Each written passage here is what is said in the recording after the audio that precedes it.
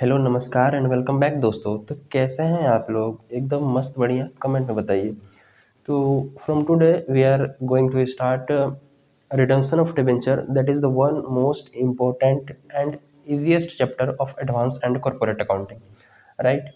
Company accounts का सबसे easy chapter redemption of debenture, जो कि स्टार्ट कर रहे हैं। तो विदाउट वेस्टिंग टाइम चलिए शुरू करते हैं।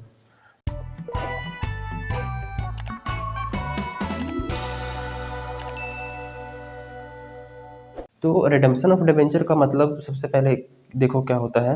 यहाँ पर क्या लिखा हुआ है कि redemption of debenture means repayment of amount of debentures by the company. Company क्या कर रही है, जो भी अमाउंट डिबेंचर्स ली है उसको रीपेमेंट कर रही है, ठीक है। जैसे कि क्या होता है ना, कि कोई एक डेट है, मान लो कि 1 अप्रैल जो है 2021 को कंपनी ने क्या करा है कि डिबेंचर इशू करे हैं, ठीक है। डिबेंचर इशू हुआ है, ठीक है। तो अब ऐसा थोड़ी है कि डिबेंचर इशू हुआ है तो कभी उसका पैसा, मतलब डिबेंचर इशू करी, पब्लिक ने खरीदे और पब्लिक ने कंपनी को पैसे दे दिए, ठीक है। ये मान लो कंपनी है, ठीक है, और ये वो सारे लोग हैं, ठीक है। ये वो सारे लोग हैं जिन्होंने डिबेंचर खरीदा हुआ है, यानी कि ये पब्लिक है, ठीक है, और यह है कंपनी है। तो कंपनी ने डिबेंचर क्या करे, इशू करा है कब, 1 अप्रैल 2021 को, ठीक है ना। तो अब जब डिबेंचर इशू करती है तो एक स्पेसिफाइड पीरियड ऑफ टाइम के लिए, let suppose 3 year, 4 year, 5 year, ठीक है, मैक्सिमम 10 ईयर हो सकता है, ठीक है, मैक्सिमम 10 ईयर हो सकता है। तो किसी न किसी पर्टिकुलर टाइम पीरियड के लिए कंपनी क्या करे, डिबेंचर इशू करी होगी, जिन्होंने पब्लिक ने खरीदा होगा और पब्लिक ने क्या होगा, पैसे दिए होंगे कंपनी को, ठीक है। अब रिडेम्पशन का मतलब है कि आज वो डेट आ गया है, आज वो डेट आ गया है जब कंपनी क्या करेगी, इन पब्लिक का पैसा जो लिया है उसको वापस करेगी, पैसा क्या करेगी, वापस करेगी, ठीक है। लेट सपोज 2021 में वो इशू करी थी, तो 4 साल के बाद, मतलब 3 साल के बाद, लेट सपोज 3 साल के बाद, ठीक है ना, 2021 के बाद 2022, 2023, 2024, ठीक है। 2024 में वो डेट आ गया है, ठीक है। लेट सपोज कि डेट है 31 मार्च, 31 मार्च 2024 डेट आ गया है। अब इस डेट को क्या करना है, वापस करना है पैसा। तो कंपनी, अब डिबेंचर होल्डर सारे क्या करेंगे, डिबेंचर लेके आएंगे, कंपनी को दे देंगे, और डिबेंचर मतलब डिबेंचर, ये कंपनी अपना डिबेंचर रख लेगी और कंपनी जो है इन सारे डिबेंचर होल्डर का पैसा वापस कर देगी, ठीक है। तो कितना सिंपल लग रहा है ना कहानी सुनने में, कि मस्त डिबेंचर लेके आओ पैसा लेके जाओ, डिबेंचर लेके आओ पैसा लेके जाओ, ठीक है, आसान है। मतलब इसका मीनिंग तो समझ में आ गया ना, रिडेम्पशन का मतलब क्या होता है, repayment of amount of debenture, okay.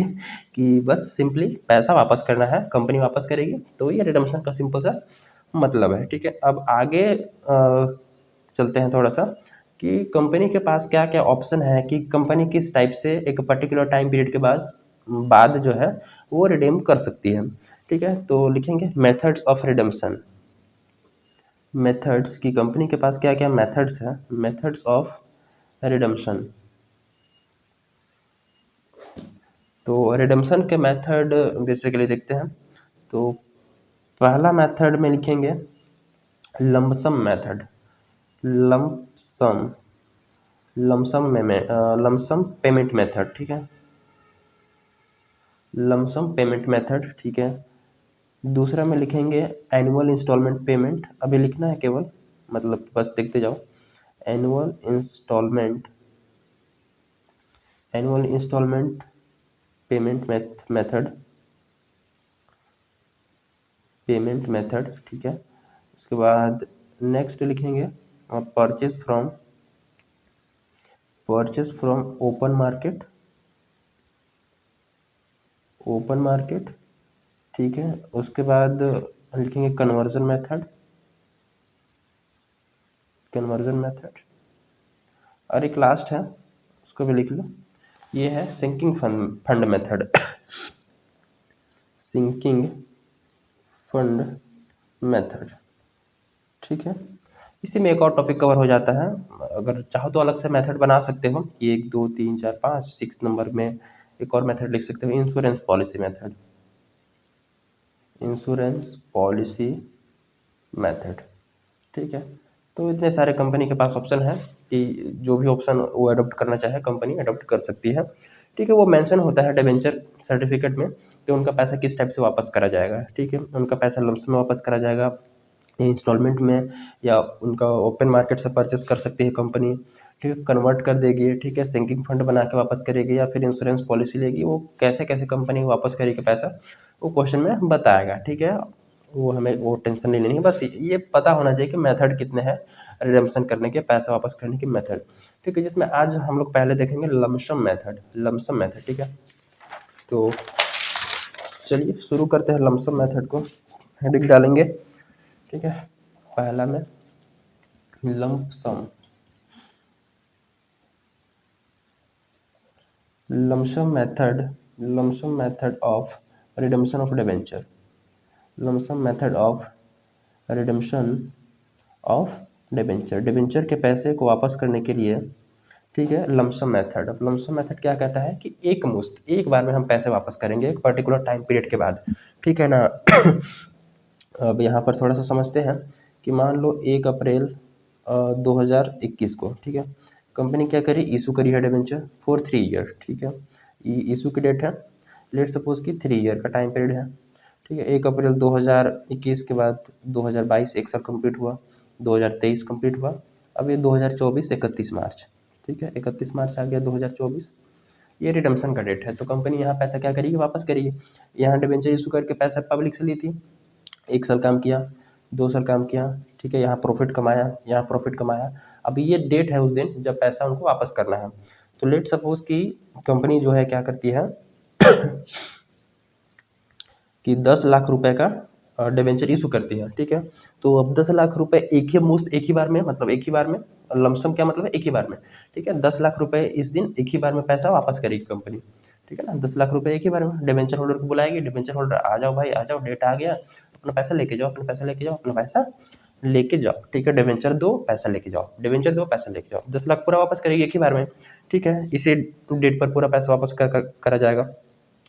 तो अब क्या होगा कंपनी के पास कि लेट सपोज कि इस दिन कंपनी के पास पैसा ही नहीं है, वापस तो करना था, पैसा ही नहीं, ओ भाई तब तो दिक्कत हो जाएगा अगर पैसा नहीं हुआ तो। ठीक है, इसलिए क्या मतलब कि डिबेंचर होल्डर के इंटरेस्ट को प्रोटेक्ट करने के लिए, या डिबेंचर होल्डर को सुरक्षित करने के लिए, ठीक है, कंपनीज एक्ट वो क्या बोलता है कि आपको जो है वो DRR बनाना पड़ेगा और DRI। ठीक है ना, DRR और DRI। अब DRR क्या है, डिबेंचर रिडम्पशन रिजर्व, और DRI क्या है, डिबेंचर रिडम्पशन इन्वेस्टमेंट। ठीक है, ये डिबेंचर रिडम्पशन रिजर्व और ये क्या है वो भी थोड़ा सा देखते हैं कि देखो कि कंपनी अब यहाँ पर प्रॉफिट कमाए, यहाँ पर प्रॉफिट कमाए, ठीक है, यहाँ भी प्रॉफिट कमाए होंगे। ठीक है, तो क्या करना है कि प्रॉफिट से थोड़ा सा पैसा निकाल के आपको DRR में रखना है, डिबेंचर रिडम्पशन रिजर्व में। ये डिबेंचर को रिडीम करने के लिए स्पेशली डिबेंचर रिडम्पशन रिजर्व बनाया गया है। ठीक है, डिबेंचर को रिडीम करने के लिए अगर पैसा कम पड़ जाता है, ठीक है, तो debenture redemption reserve, debenture holder के इंटरेस्ट को प्रोटेक्ट करने आप थोड़ा सा पैसा क्या करें, अलग साइड में रखें। ठीक है, अलग साइड में रखें गुल्लक में। ठीक है, और उस पैसे, देखो अब इसको मैं थोड़ा सा बैलेंस शीट के प्रोस्पेक्टिव से समझाता हूँ तो ज़्यादा समझ में आएगा। ठीक है, लेट सपोज आपने प्रॉफिट कमाया, ठीक है, प्रॉफिट कमाया 5 लाख का। ठीक, पहले साल प्रॉफिट कमाया 5 लाख का, तो ये पैसा बैंक में पड़ा होगा। ठीक है, बैंक में 5 लाख पड़ा होगा। ठीक है, इस पैसे 5 लाख को क्या करो आप, प्रॉफिट का वो पैसा है, मतलब आप कहीं भी इस पैसे को इन्वेस्ट कर सकते हैं, आप पैसे को बांट सकते हैं डिविडेंड के रूप में। ठीक है, प्रॉफिट का पैसा फ्री रिजर्व होता है। ठीक है, तो आप एक काम करें, डिबेंचर को रिडीम करना है आगे चल के, हमको पता है। ठीक है, तो क्या कर लेंगे, थोड़ा सा पैसा, थोड़ा सा पैसा, कुछ मान लो 5 लाख में से 1 लाख आप क्या कर लें, DRR में जो पैसा प्रॉफिट के नाम का पैसा जो बैंक में 5 लाख पड़ा था, उसमें से 1 लाख जो पैसा है वो DRR के नाम से ट्रांसफ़र कर दिया जाए। तो अगर प्रॉफिट से DRR में 1 लाख डालेंगे तो यहाँ पर कितना हो जाएगा, 4 लाख हो जाएगा। ठीक है, 4 लाख हो जाएगा, मतलब कि 5 लाख में से 4 लाख फ्री रहेगा और 1 लाख क्या है, स्पेसिफिक रिजर्व है। DRR क्या है, स्पेसिफिक रिजर्व, जो कि डिबेंचर को रिडीम करने के लिए। अब जो DRR का 1 लाख पैसा जो इस बैंक में पड़ा है, ये तो पड़े पड़े कुछ होगा नहीं। ठीक है, इसलिए क्या किया जाता है, इस जो DRR का पैसा जो बैंक में पड़ा है, ठीक है, DRR के नाम का जो पैसा बैंक में पड़ा है, उसको क्या किया जाता है, DRI कर दिया जाता है, इन्वेस्ट कर दिया जाता है, उस पैसे को इन्वेस्ट कर दिया जाता है। 1 लाख रुपए को क्या कर लेंगे, इन्वेस्ट कर लेंगे। ठीक है, पैसे को इन्वेस्ट किया जाता है, तो फिर ये 4 लाख वापस हो जाएगा। ठीक है, ये पैसा जो बैंक में पड़ा था उसको इन्वेस्ट कर लेंगे। ठीक है, तो ये कहानी चलती है। और जब मतलब ये क्या बोलते हैं, इस डेट, अब डेट हमारा जब पेमेंट का डेट आएगा तो इस इन्वेस्टमेंट को, इन्वेस्टमेंट समझ गए ना, DRI मतलब डिबेंचर रिडम्पशन इन्वेस्टमेंट, मतलब हम कैसा पैसा जो है वो सिक्योर्ड सिक्योरिटीज़ में, गवर्नमेंट सिक्योरिटीज़ में इन्वेस्ट कर देते हैं। तो जब डेट आएगा रिडम्पशन का तो उस दिन हम इस इन्वेस्टमेंट को बेचेंगे। ठीक है, उस इन्वेस्टमेंट को बेचेंगे और पैसा बैंक में वापस आ जाएगा। ठीक है, बेचेंगे तो 1 लाख ये कैंसिल हो जाएगा और ये पैसा वापस बैंक में आ जाएगा। ठीक है, और उसी पैसे से हम डिबेंचर होल्डर को वापस पेमेंट कर देंगे। सिंपल सी बात है। तो अब देखते हैं कि DRR कितना बनाना है और DRI कितना बनाना है। इन्वेस्ट तो करना है लेकिन कितना करना है। अब मतलब DRR बनाना है तो प्रॉफिट से कितना पैसा हम साइड में रखें। ठीक है ना, तो उसको देखते हैं कि DRR तो DRR मतलब डिबेंचर रिडम्पशन रिजर्व। तो डिबेंचर रिडम्पशन रिजर्व जो है वो मिनिमम जो है वो 10% of outstanding debenture, outstanding debenture कहने मतलब कितना डिबेंचर कंपनी के पास बचा हुआ है। ठीक है, उतने डिबेंचर का मिनिमम 10% वो DRR बनाएगी। जैसे इस एग्जांपल में देखा जाए तो 10 लाख हमने पूरा इशू किया था, 10 लाख में से 1 रुपया भी वापस नहीं किया, तो पूरा का पूरा आउटस्टैंडिंग है। 10 लाख पूरा आउटस्टैंडिंग है, तो 10 लाख पे हमें 10% मिनिमम हमें DRR में पैसा ट्रांसफर करना पड़ेगा प्रॉफिट से। ठीक है, एक ही बार करना है DRR आउटस्टैंडिंग डिबेंचर का। ठीक है, अब DRI कितना करना, अच्छा हाँ, DRR बनाना कब है, तो जिस डेट पे आपको रिडीम करना है। ठीक है, मान लो कोई भी डेट, इस डेट पे आपको रिडीम करना है, तो जिस भी डेट पे आपको रिडीम करना है उस डेट से प्रीवियस 31 मार्च जो भी आएगा वो लास्ट डेट है DRR बनाने का। आप इससे पहले कभी भी बना सकते हैं। ठीक है, जैसे इस केस में 31 मार्च 2023 हो जाएगा, इस डेट पे हमें करना है रिडम्पशन, तो इससे पहले वाले 31 मार्च तक DRR बन जाना चाहिए, उससे पहले कभी भी बना सकते हैं। ठीक है, तो अब DRI करते हैं, देखते हैं DRI इन्वेस्टमेंट कितना करना है। इन्वेस्टमेंट, तो इन्वेस्टमेंट में आप लिखेंगे मिनिमम 10%। देखोगे इसमें थोड़ा सा बताता हूँ और कि बुक में देखोगे तो वो 25% या फिर 50% भी करा होगा, क्योंकि 2014 से लेकर 2019 तक, मतलब 2014 के बाद, मतलब ये 2019 के बाद ये 10% हो गया है, 2019 से पहले ये 25% था। ठीक है ना, तो बुक में आप अकॉर्डिंगली देख सकते हैं। कोई बुक में अपडेटेड नहीं है, तो 2019 के बाद वाला जो बुक जो भी है वो 10% DRI मतलब DRR बनाना है। DRI जो है वो है मिनिमम 15% ऑफ किसका तो 15% ऑफ मैच्योरिंग डिबेंचर लिखेंगे, 15% of maturing debenture in that particular financial year, कि जिस भी पर्टिकुलर ईयर में हम लोग रिडीम करने वाले हैं उस साल हम कितना डिबेंचर रिडीम करेंगे, कितने का डिबेंचर रिडीम करेंगे, उतने का 15% DRI करके रखना है, डिबेंचर रिडम्पशन इन्वेस्टमेंट करके रखना है। ठीक है, मतलब लेट सपोज कि इस एग्जांपल में 2023-24, ठीक है, 2023-24 में हमको 10 लाख का रिडीम वो करना है, 10 लाख पैसा हमें क्या करना है, वापस करना है, रिडीम करना है। ठीक है, तो 10 लाख का कितना परसेंट, 15%, यानी कि 1.5 लाख रुपीज़ हमें क्या करके रखना है, इन्वेस्टमेंट करके रखना है। हमें पैसा कहीं बाहर सिक्योरिटीज़ में इन्वेस्ट करके रखना है। और इन्वेस्टमेंट करने का डेट क्या है, तो जिस भी दिन हमें रिडीम करना है उससे प्रीवियस जो अप्रैल का मंथ आएगा, उस अप्रैल के मंथ में 31 अप्रैल तक लास्ट डेट है। ठीक है, जैसे कि 2024, ठीक है, 23,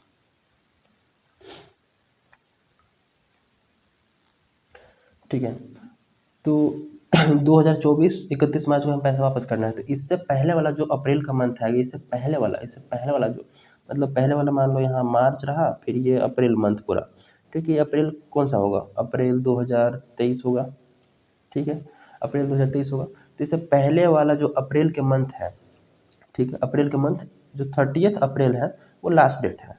ठीक है, 30 अप्रैल जो है लास्ट डेट है इन्वेस्टमेंट का। इससे पहले आप कभी भी इन्वेस्टमेंट कर सकते हैं, DRI में पैसा कभी भी इससे पहले डाल सकते हैं। तो समझ में आया कि जिस भी डेट पे हमें रिडिम्पशन करना है उससे पहले वाला 30 अप्रैल को इन्वेस्टमेंट कर देना है, उस डे लास्ट डेट है। ठीक है, तो उससे पहले कभी भी कर सकते हैं।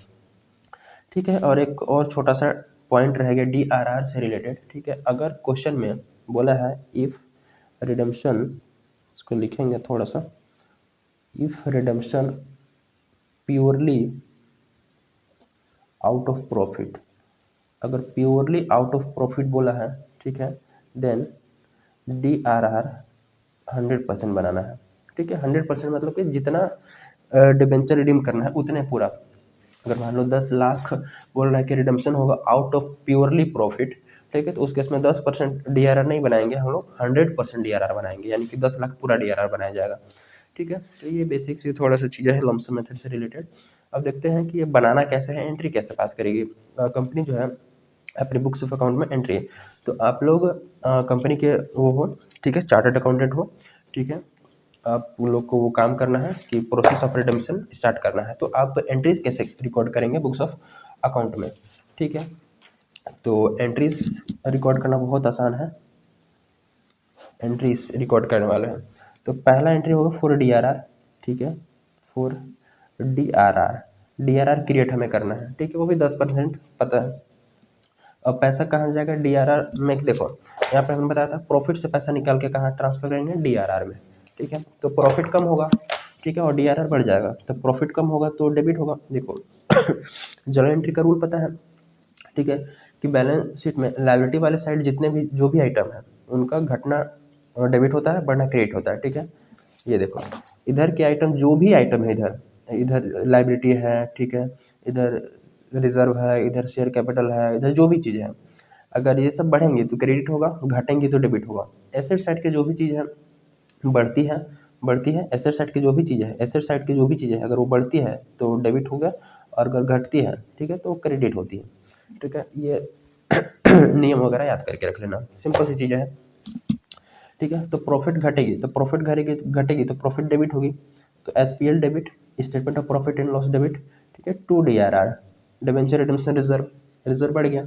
ठीक है, अभी कितना में कितना 10%। ठीक है, 10% ऑफ आउटस्टैंडिंग डिबेंचर हमें बना लेना है। ठीक है, दूसरा अब हम इन्वेस्टमेंट करेंगे। ठीक है, इन्वेस्टमेंट करने की एंट्री क्या होगी? अच्छा लिखेंगे फॉर DRI के लिए। तो DRI के लिए देखो इन्वेस्टमेंट करेंगे तो बैंक से पैसा कम होगा और इन्वेस्टमेंट हमारा बढ़ जाएगा। ठीक है, तो बैंक से पैसा कम होगा तो टू बैंक अकाउंट। ठीक है, एसेट कम होता है तो क्रेडिट होता है, एसेट जब भी कम होता है क्रेडिट होता है, और एक एसेट बढ़ रहा है, देखो बैंक से पैसा कम हो रहा है, साथ में हम कहीं दूसरे जगह इन्वेस्ट कर रहे हैं, दूसरे जगह इन्वेस्ट, तो इन्वेस्टमेंट बढ़ रहा है हमारा। तो इन्वेस्टमेंट जब भी परचेस करेंगे तो बढ़ेगा तो डेबिट करेंगे। ठीक है, तो लिखेंगे DRI debenture redemption investment account debit, full form में लिखना है पूरा। ठीक है, ये भी कितना होगा? 15% ऑफ मैच्योरिंग डिबेंचर। ठीक है, जिस पर्टिकुलर ईयर में जितना हमें वापस करना है उतने का 15% ये आ जाएगा। ठीक है, हमें बता दिया ऑलरेडी। तीसरा, अब वो डेट आ गया जिस दिन हमें क्या करना है? रिडम्पशन करना है। अब वो डेट आ गया जिस दिन हमें क्या करना है? रिडम्पशन कर, लेट सपोज 31 मार्च। तो 31 मार्च 2024 इस दिन सुबह उठे डिबेंचर, आप उठे, ठीक है, आप सोचे होगे उठ के सुबह सुबह आज पैसा वापस करना है। तो सबसे पहले क्या करेंगे? आप जो इन्वेस्टमेंट करा हुआ है इन्वेस्टमेंट उसको सबसे पहले बेचेंगे। ठीक है, सबसे पहले बेचेंगे तो सुबह सुबह उठते उठते आप क्या क्या बेच दिए, तो बेचने की एंट्री क्या होगी? तो जब इन्वेस्टमेंट बेचेंगे तो बैंक में पैसे आएंगे, तो बैंक बढ़ेगा, बैंक अकाउंट डेबिट। ठीक है, इसको लिखेंगे फॉर सेल, मैं यहाँ लिख देता हूँ फॉर सेल ऑफ DRI को सेल करने के लिए बेचेंगे। ठीक है, बेचेंगे तो बैंक में पैसा आ गया और DRI कम हो जाएगा, जो हमने डिवेंचर इन्वेस्टमेंट करा हुआ था उस इन्वेस्टमेंट कम हो जाएगा, ख़त्म हो जाएगा। ठीक है, तो इन्वेस्टमेंट क्रेडिट हो गया। ठीक है, अब बेच के जो भी पैसा आया और बैंक में आ गया। ठीक है, कोई दिक्कत यहाँ तक नहीं होनी चाहिए। ठीक है, चलिए अब देखते हैं बैंक में बेचने के बाद पैसा आ गया, उसके बाद एक और एंट्री हो सकती है कि लेट सपोज कि आप जब इन्वेस्टमेंट करे थे तो वहाँ से कुछ आपको रिटर्न भी आ रहा था, तो रिटर्न की एंट्री क्या होगी? मतलब कि इंटरेस्ट मिल रहा होगा, तो इंटरेस्ट भी तो bank account debit to interest on DRI debenture redemption investment पे जो इंटरेस्ट आ रहा था वो इंटरेस्ट रिकॉर्ड कर लेना है। ठीक है, अब पांचवा एंट्री, बैंक में पैसा आ चुका है, बेच दिया है इन्वेस्टमेंट को, अब हम डिबेंचर होल्डर को ड्यू करेंगे। ठीक है, तो डिबेंचर होल्डर को ड्यू करेंगे तो क्या होगा? परसेंटेज डिबेंचर अकाउंट डेबिट, मतलब अब पैसा आ गया, अब डिबेंचर होल्डर लाइन में लगे हुए हैं कि अब मुझे पैसा दो, ठीक है, हम बोल के दे रहे हैं, बस दे रहे हैं, दिखा रहे हैं, उस दिखाने की एंट्री क्या होगी, तो डिबेंचर अकाउंट डेबिट, ठीक है, टू डिबेंचर होल्डर, कि भैया डिबेंचर होल्डर, डिबेंचर कैंसिल हो गया, डिबेंचर होल्डर ड्यू कर दिए हैं कि एक लाइबिलिटी क्रिएट होगी, एक लाइबिलिटी कैंसिल होगी, दूसरी लाइबिलिटी क्रिएट होगी कि हमें पैसा देना है, ठीक है, देना है, ठीक है। अगर मान लो इनको प्रीमियम पे पैसा दे रहे हैं, ठीक है, ये तो नॉर्मल एंट्री हो गई, ठीक है। अगर मान लो प्रीमियम पे दे रहे हैं, तो प्रीमियम पे दे रहे हैं तो हमारा यहाँ पर प्रीमियम ऑन रिडम्पशन भी आ जाएगा। प्रीमियम मान लो कि हमने 100 रुपये का डिबेंचर इशू करा था, जब वापस करेंगे तो 110 पे करेंगे, ठीक है। तो जो 10 रुपये है 100 + 10, 10 रुपये एक्स्ट्रा दे रहे हैं, वो 10 रुपये हमें यहाँ दिखाना पड़ेगा कि एक्स्ट्रा हम दे रहे हैं। 100 रुपये तो डिबेंचर का देंगे और 10 रुपये और देंगे, तो टोटल 110 रुपये उनको मिलेगा, ठीक है। तो प्रीमियम ऑन रिडम्पशन हमें डेबिट करना पड़ेगा, प्रीमियम ऑन रिडम्पशन का ऑन डेबिट, ठीक है, जो भी प्रीमियम होगा, और टू डिबेंचर होल्डर उनको पूरा पैसा दे दिया जाएगा, ठीक है। अगर मान लो डिस्काउंट है, अगर ऐसा तो होता नहीं है, ठीक है, रियल लाइफ में पॉसिबल नहीं है डिस्काउंट पे वो पैसा वापस करना, लेकिन क्वेश्चन बोल रहा है डिस्काउंट पे, ठीक है, तो यहाँ पर प्रॉफिट ऑन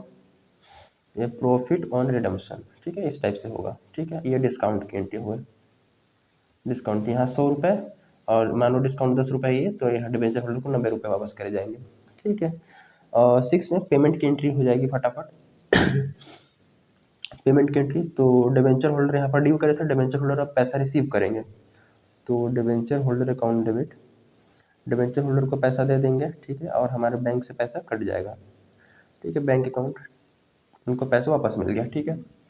अब देखो, जब डिबेंचर होल्डर यहाँ पर कुछ डिबेंचर रहा होगा 10 लाख का, ठीक है, 10 लाख का डिबेंचर रहा होगा बैलेंस शीट में, डिबेंचर कैंसिल हो गया, बैंक से पैसा कट गया, ठीक है।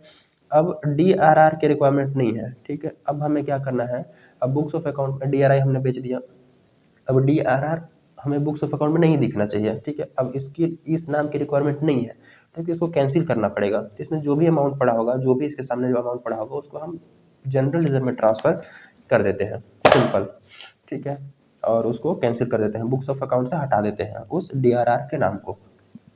तो जो भी मतलब क्या होगा, DRR अकाउंट डेबिट हो जाएगा, फिर DRR अकाउंट डेबिट, ठीक है, फॉर ट्रांसफ़र इसको लिखेंगे।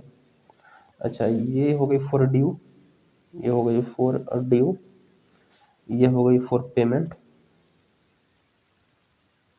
पेमेंट टू डिबेंचर होल्डर ये हो गया, और ये हो गया for transfer of DRR to general reserve, general reserve में हमने DRR को क्या करा है, ट्रांसफ़र कर दें। अब DRR के नाम की रिक्वायरमेंट नहीं है, क्योंकि डिबेंचर को रिडीम करने के लिए ही DRR बनाया गया था। अब डिबेंचर रिडीम हो चुका है, पेमेंट कर दिया यहाँ पर, तो इस नाम की रिक्वायरमेंट नहीं है, तो इस नाम की रिक्वायरमेंट नहीं है, तो इस नाम को क्या कर देते हैं, कैंसिल कर देते हैं। तो DRR अकाउंट डेबिट, ठीक है, हमने यहाँ पर DRR को क्रेडिट किया था, ठीक है, तो इसी DRR को डेबिट करेंगे, ठीक है, और टू जनरल रिजर्व में ट्रांसफ़र कर देंगे, जनरल रिजर्व अकाउंट, ठीक है। ये सिंपल सी चीज़ है, एंट्री इतनी क्लियर है। तो ये बेसिक सी एंट्री रही है क्या करने की, प्रॉफिट के थ्रू रिडम्पशन करने की। जब लमसम में होगा तो इस टाइप से एंट्री हमें करनी है, ठीक है।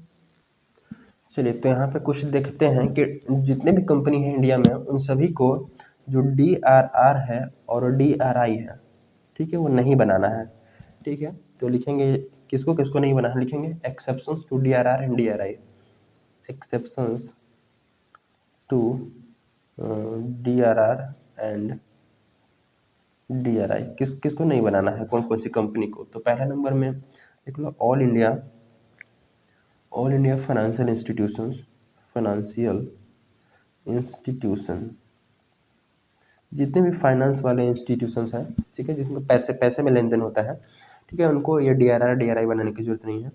All India AIFI financial institution.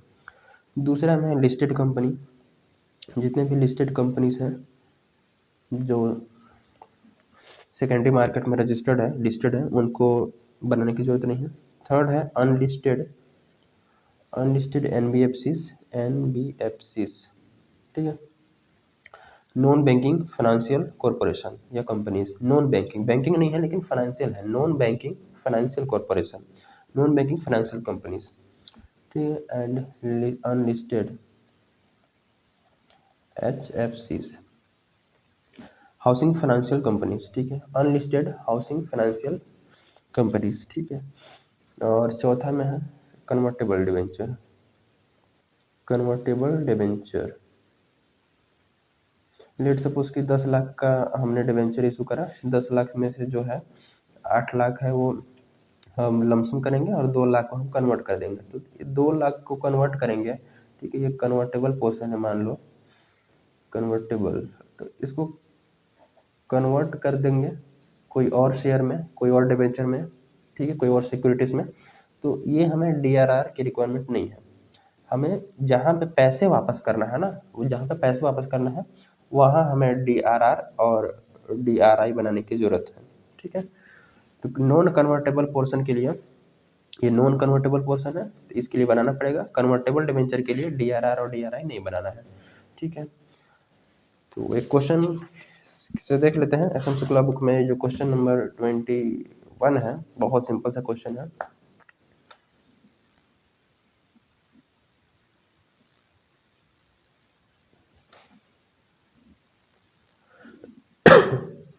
देखो क्या बोल रहे हैं कि वाई लिमिटेड ने रिडीम करा हुआ है 50 लाख डिवेंचर, 8% वाले हैं जो कि 10% प्रीमियम पर, purely out of profit.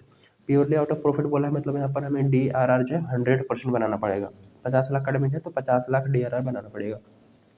31 March 2014 it was also decided to invest the required amount in DRI, DRI account में डालना पड़ेगा, ठीक है, and pass entries for redemption of debenture, ठीक है।